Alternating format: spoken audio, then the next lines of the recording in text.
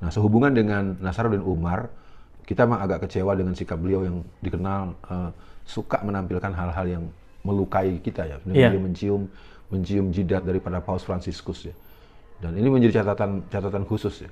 Apapun argumentasinya, berlemah lembut, berbaik-baikan dengan orang yang punya fungsi-fungsi kristenisasi, fungsi-fungsi harakat al-irtidat, fungsi-fungsi konfrontasi secara akidah, itu sebetulnya ada persoalan di tingkat wala. Shalom, Assalamualaikum, Om Swastiastu, Namo Buddhaya, salam kebajikan, dan salam cinta damai dari saya, Perianto Zamasi. Nah, Bapak Ibu, Saudara-saudari dimanapun berada pada kesempatan ini, di video saya kali ini saya akan membagikan kepada kita semua sebuah video ya, di mana seorang Ustadz Alfian Tanjung menyampaikan perasaan tidak senangnya ya, kalau sampai seorang Kiai Nasaruddin Umar diangkat sebagai Menteri Agama Republik Indonesia. Ya, artinya video yang akan saya bagikan ini adalah video sebelum dilantiknya ya Pak Kiai Nasaruddin Umar menjadi Menteri Agama Republik Indonesia oleh Pak Prabowo Subianto, ya kan? Dan tidak lagi berlama-lama Bapak Ibu Saudara-saudari, kita langsung menyaksikan saja bagaimana pernyataan yang disampaikan oleh seorang Ustadz Alfian Tanjung lewat video berikut ini. Nah, di sesi awal ini, Bung Alfian, muncul yang namanya Nasaruddin Umar, Imam Masjid Istiqlal dengan segala kontroversinya. Kalau dari media, kemungkinan beliau akan dimunculkan sebagai Menteri Agama, walaupun belum pasti ya. Nah, tapi kalau dia akhirnya menjadi Menteri Agama, menurut saya ini bisa lebih bahaya dari Yakut. Untuk respon awalnya, silakan Bung Alfian. Bismillahirrahmanirrahim. Pernah terbit buku yang berjudul 50 tokoh liberal ya. Dan dalam buku itu memang diterangkan bahwa terjadi proses penyebaran 50 orang yang memang memerankan diri untuk melakukan sekularisasi. Nah, apakah nama beliau tercantum? Silahkan saja dilihat di buku itu.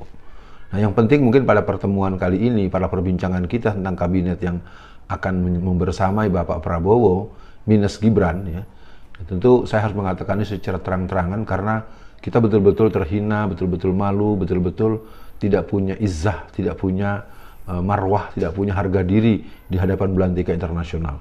Nah, sehubungan dengan Nasaruddin Umar, kita memang agak kecewa dengan sikap beliau yang dikenal suka menampilkan hal-hal yang melukai kita ya. Dia mencium jidat daripada Paus Fransiskus ya. Dan ini menjadi catatan khusus ya. Apapun argumentasinya, berlemah lembut, berbaik-baikan dengan orang yang punya fungsi-fungsi kristenisasi, fungsi-fungsi harakat al-irtidat, fungsi-fungsi konfrontasi secara akidah, itu sebetulnya ada persoalan di tingkat wala wal bara. Ada persoalan di tingkat kesungguhan apa yang ditampilkan ketika dia berjumpa dengan imam besar Masjidil Haram yang kemarin hadir. Semua orang tahu bagaimana kedatangan imam besar itu seperti nyaris tak terdengar. Walaupun saya bisa memaklumi posisi Paus Fransiskus, dia adalah seorang pucuk kekhilafahan Katolik yang ada di seluruh dunia, di mana mereka memang memposisikan struktur daripada Vatikan itu adalah negara dalam negara di sebuah negara yang bernama Italia. Nah, jadi sekali lagi Nasaruddin Umar adalah personifikasi bahwa rezim masih mengakomodir orang-orang sekuler, orang-orang yang memang tidak bisa diharapkan untuk masuk pada proses-proses izul Islam wal Muslimin, orang yang tidak bisa diharapkan akan memberikan senyuman manis dan dukungan semangat terhadap dakwah amar ma'ruf nahi mungkar. Begitu Bung Tangerang. Ya, Bung Alfian, betul sekali. Kalau kita melihat dari portal islam.id, Bung Alfian, Nasaruddin Umar, tokoh Islam liberal, diangkat jadi imam besar Masjid Istiqlal. Ini diberitakan pada 2016, Bung Alfian. Siapakah Nasaruddin Umar? Dalam buku 50 tokoh Islam liberal Indonesia, pengusung ide sekularisme, pluralisme, dan liberalisme agama. Ini mirip Gus Dur ya, Bung Alfian. Terbitan Hujjah Press, kelompok penerbit Al-Kausar, nama Nasaruddin Umar masuk sebagai salah satu tokoh Islam liberal Indonesia. Gelar akademik tertinggi sebagai guru besar dalam bidang ilmu tafsir Fakultas Usuluddin IAIN Syarif Hidayatullah diperoleh pada tanggal 12 Januari 2002 dengan judul pidato ilmiah bias gender dalam penafsiran Al-Quran. Nah, Bu Alfian, memang kita belum tahu nih yang dipanggil sama Prabowo untuk pembekalan atau menjelang pelantikan Prabowo ini, tapi kayaknya ada beberapa nama yang mungkin menjadi tanda tanya lah untuk Bung Alfian. Yang pertama ada yang namanya Agus Jabo, Bung Alfian. Kedua Budiman Sujatmiko, tapi itu memang jelas lah dia masuk. Tapi mungkin background-nya yang bikin kita tidak enak gitu. Kemudian ada lagi Budi Ari, Bung Alfian. Nah, tadi sebelumnya Nasaruddin Umar. Nah, kemudian ada yang mungkin Bung Alfian ingat juga namanya Ludwig Paulus. Nah, Bung Alfian, dari nama-nama menteri yang muncul sekitar 58 mungkin calon ya, antara jadi menteri, komisaris atau wakil menteri. Nah, ini memang tidak semuanya banyak dipahami oleh masyarakat. Tapi mungkin di tengah sesi ini, Bung Alfian, mungkin nggak sih Menteri Agama itu bisa dari Muhammadiyah? Itu yang pertama. Yang kedua, kalau misalkan Pak Abdul Mukti benar-benar dipatok jadi Menteri Pendidikan, ya kita bersyukurlah, alhamdulillah gitu. Nah, tapi kemudian saya tanya lagi di sesi tengah ini, bagusnya bagaimana Bung Alfian? Ini pesan aja gitu oleh Bung Alfian untuk Pak Prabowo untuk komposisi menteri. Jangan hanya sekedar balas budi, tapi ternyata isinya Agus Jabo. Gimana Bung Alfian? Iya, Bung Kameramen mempunyai deskripsi yang sangat luas ya. Saya ingin dulu mendudukkan persoalan pluralisme. Yep. Pluralisme ini adalah sepilis ya. Sepilis itu sekularisme, pluralisme, liberalisme. Iya. Yang dalam Munas MUI pada tahun 2005 itu dinyatakan sebagai hal yang terlarang dan diharamkan dalam konsep-konsep pandangan akidah dan keyakinan Islam. Nah, kalau betul dari 50 tokoh itu ternyata ada Pak Nasaruddin Umar, ya kita harus melihat bahwa dia tidak bisa diharapkan menjadi orang yang akan ikut di barisan Hizbul Islam wal Muslimin. Nah, itu yang pertama. Bahwa soal kemudian yang lainnya ya begitu. Yang kedua Agus Jabo. Agus Jabo semua tahu bahwa dia pelanjut PRD dari Kongres yang ke-8 ya pada tahun 2015 di Hotel Akasia ya, bulan Maret itu dia melakukan pemilihan dan kemudian dia memimpin Partai Prima. Agus Jabo disebut oleh kawan-kawan pergerakan disebut PII merah, walaupun saya berat ngomong begini. Ya agak aneh PII yang anti PKI, tetapi memang dia punya sinisme dan punya ungkapan yang cukup tajam terhadap saya, dan saya dengar langsung karena dia ngomong di depan muka saya. Ya, apa yang dia katakan mungkin dia harus ingat-ingat sendiri aja. Agus Jabo jelas bukanlah orang yang dikenal sebagai pendidik kader pelajar Islam dalam artian yang mengarah kepada tujuan pendidikan Islam dan menjadikan kader Islam. Yang jelas dia adalah konco kentalnya dari Budiman Sujatmiko yang menginisiasi membangun PRD. Yang mana PRD adalah Partai Rakyat Demokratik yang merupakan kelanjutan daripada reinkarnasi pengemban pandangan ideologi komunis radikal Marxisme yang ADART-nya persis dengan hasil Kongres tahun 54. Ya. Pak Ludwig Paulus itu seorang Muslim, ya. Mungkin tadi Bung Kameramen senyum-senyum karena saya memang pernah buat Pak Ludwig Paulus. Buktikan bahwa nama Bapak adalah Ludwig Paulus dan Bapak Muslim, maka seorang Muslim punya kewajiban berdakwah amar ma'ruf nahi mungkar. Mudah-mudahan Pak Ludwig Paulus nanti ketemu lagi dengan saya, kita akan mencoba peran-peran dakwah amar ma'ruf nahi mungkar apa yang bisa dilakukan. Begitu Bung Kameramen. Ya, Bung Alfian, belum terjawab mungkin soal bagaimana jika Menteri Agama bisa dari Muhammadiyah, tapi mungkin di akhir sesi saja Bung Alfian bisa menjawab itu. Kembali ke Nasaruddin Umar, Bung Alfian, di 2024, di 25 Juli itu pernah diberitakan Imam Besar Masjid Istiqlal jadi sorotan karena pernah belajar agama Yahudi di AS atau Amerika Serikat, diduga penyelenggaranya pro-Israel. Nah, kemudian juga diberitakan oleh Hidayatullah Nasaruddin Umar, ini tahun 2010, Nasaruddin Umar pernah ngomong, jangan terlalu negative thinking pada kelompok liberal. Jadi Bung Alfian, untuk akhir sesi kali ini, karena memang yang saya khawatirkan adalah kalau beliau menjadi Menteri Agama, mudah-mudahan Pak Prabowo bisa menimbang lagi, atau minimal nanya-nanya lah dengan Pak Abdul Mukti yang ada di situ. Dan yang tadi Bung Alfian, mudah-mudahan juga Muhammadiyah tidak hanya jadi Menteri Pendidikan gitu Bung Alfian, karena setahu saya, dari awal berdirinya ada Menteri Agama, itu awalnya orang Muhammadiyah, Bung Alfian. Untuk closingnya, silakan. Ya, saya coba tuntaskan dulu. Abdul Mukti kalau jadi, dia hanya sekedar Menteri Pendidikan Dasar dan Menengah, bukan perguruan tinggi. Coba dilihat. Tidak.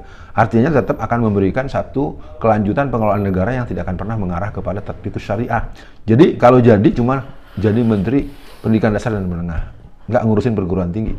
Padahal kebijakan-kebijakan intelektual, polise, dan berbagai hal yang bersifat kajian-kajian mendalam itu ada di perguruan tinggi. Satu. Nah, tentang Menteri Agama dari Muhammadiyah jelas merupakan satu hal yang boleh-boleh saja.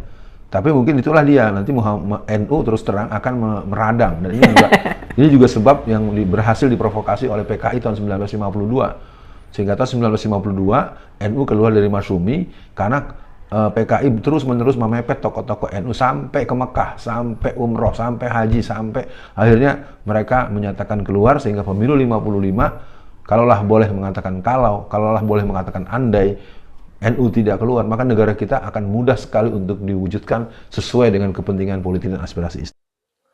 Oke ya, dan itu dia apa yang kita dengarkan dari pernyataan Ustadz Alfian Tanjung ya terhadap seorang Kiai Nasaruddin Umar yang akhirnya ya kan, yang akhirnya resmi dilantik oleh Pak Prabowo Subianto menjadi Menteri Agama Republik Indonesia di Kabinet Merah Putih periode 2024-2029 ya kan, artinya sah ya kalau Pak Kiai Nasaruddin Umar sebagai Menteri Agama Republik Indonesia.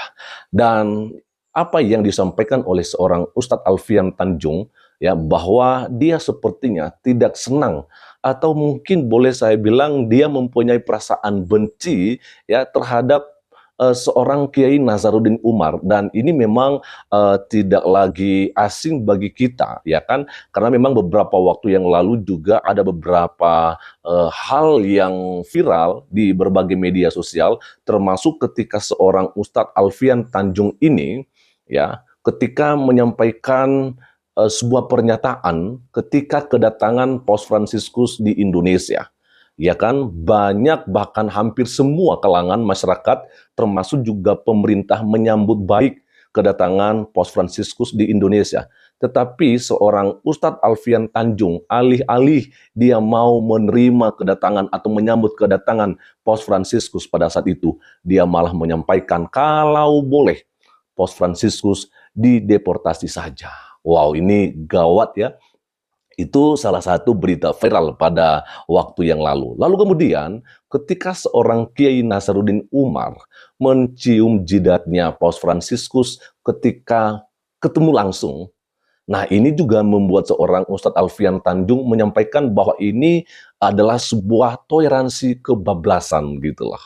Iya kan? Nah, jadi saya pikir bahwa wajar saja kalau misalnya Alfian Tanjung ini memang tidak senang atau mungkin benci ya terhadap seorang Kiai Nasaruddin Umar. Nah, tapi Anda harus tahu Pak Alfian Tanjung ya kan, bahwa bukan Anda yang menentukan ya kan siapa yang akan menjadi Menteri Republik Indonesia. Bahkan juga bukan saya dan bukan masyarakat pada umumnya, tetapi jelas-jelas itu adalah sudah menjadi haknya Pak Prabowo Subianto menjadi, maksud saya sebagai Presiden Republik Indonesia, ya kan? Dan tadi kita juga sudah melihat bersama, mendengarkan bersama apa alasan-alasan ya seorang Ustadz Alfian Tanjung kenapa ya dia mewanti-wanti kalau sampai Pak Kiai Nasaruddin Umar menjadi seorang Menteri Agama. Ya kan, saya pikir ini adalah sebuah pemikiran yang kolot sekali ya Bapak Ibu Saudara-saudari ya. Karena termasuk juga soal Menteri Pendidikan yang tadi juga sempat mereka bicarakan oleh kameramennya Pak Ustadz Alfian Tanjung, ya sepertinya mereka hanya merujuk kepada satu ajaran agama saja. Jadi mereka berpikir kalau boleh seorang Menteri Pendidikan itu atau Menteri Agama itu ya adalah orang-orang yang fokus pada syariat agama tertentu.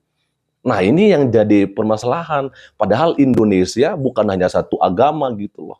Jadi kalau misalnya sampai seorang Menteri Pendidikan, Menteri Agama hanya fokus kepada salah satu ya kan syariat agama yang ada di Indonesia, maka jelas-jelas mereka bukan Menteri Agama Republik Indonesia, tetapi Menteri Agama Islam Republik Indonesia, dan bukan juga Menteri Pendidikan Republik Indonesia, tetapi Menteri Pendidikan Agama Islam Republik Indonesia. Seharusnya begitu ya kan. Sedangkan yang diangkat oleh Pak Prabowo Subianto itu adalah Menteri Agama Republik Indonesia dan Menteri Pendidikan Republik Indonesia, ya kan? Jadi tidak ada istilah khusus-khusus gitu loh. Jadi kalau misalnya di Menteri Agama kan ada Bimas Kristen, ada Bimas Agama Islam dan sebagainya, semua juga ada ya kan. Yang namanya menteri yang memang cuma satu, Menteri Agama Republik Indonesia. Semua agama ada di bawah daripada naungan seorang Menteri Agama. Jadi saya pikir ya pernyataan-pernyataan yang disampaikan oleh Alfian Tanjung ini adalah